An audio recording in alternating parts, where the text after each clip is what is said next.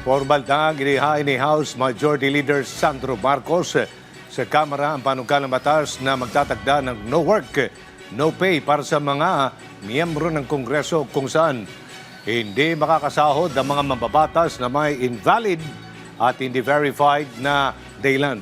Kaya hindi nakadalo sa plenary sessions at committee hearing.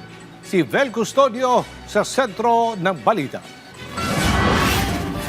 Inihain ni House Majority Leader at Ilocos Norte Representative Ferdinand Alexander Marcos ang House Bill No. 7432 o ang No Work No Pay for Members of Congress Act, kung saan makakatanggap lamang ng sahod at benepisyo ang mga mambabatas sa mga araw na sila ay aktwal na nagtatrabaho at lumalahok sa mga plenary sessions, pagdinig ng mga komite at iba pang opisyal na gawain ng Kongreso.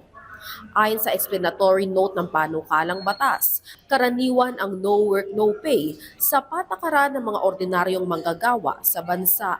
Pero hindi ito mahigpit na naipapatupad sa mga miyembro ng Kongreso kahit pa may mga pagkakataong hindi sila nakakadalo o hindi aktwal nakikilahok sa mga sesyon.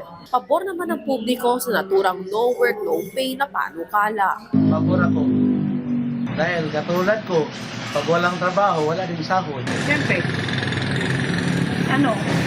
wala silang trabaho, hindi sila nagtatrabaho, tapos may sahod sila.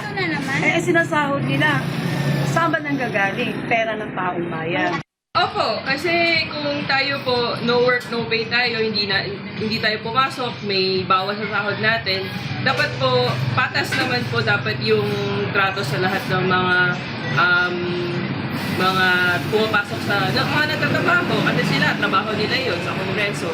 So ngayon po dapat pati rin sana sila, kung hindi sila pumasok sa trabaho nila ay may penalties rin po dapat tulog. Pinasahuran sila naman. Siyempre, kung gusto nila pumasok, tuloy-tuloy pa rin pasok, tuloy-tuloy pa rin sahod. O pagka hindi sila pumasok, sahod pa rin. Paano yun? Hindi kawawa ang bayan yan sa kanila. Di ba? Yun lang sinasabi ko kasi hindi ako papayag. Pantay-pantay tayo. Sa ilalim ng panukalang batas, dapat isa publiko ang attendance record para palakasin ang public trust and oversight. Sa oras na may mandaya o mag-falsify sa records, may karampatan itong parusa, kagaya ng suspension o expulsion alinsunod sa rules ng Kongreso. May itinakda naman ang panukalang batas sa mga valid reason, kabilang karamdaman na may medical certificate, opisyal na paglilingkod sa ibang gawain ng pamahalaan, approved leave of absence, at mga official travels. Layunin ng No Work No Pay for Members of Congress Act na ipromote ang responsibilidad, integridad, accountability sa serbisyong publiko at maiwasan ang pagsasayang ng taxpayers' funds. Vel Custodio para sa Pambansang TV sa Bagong Pilipinas.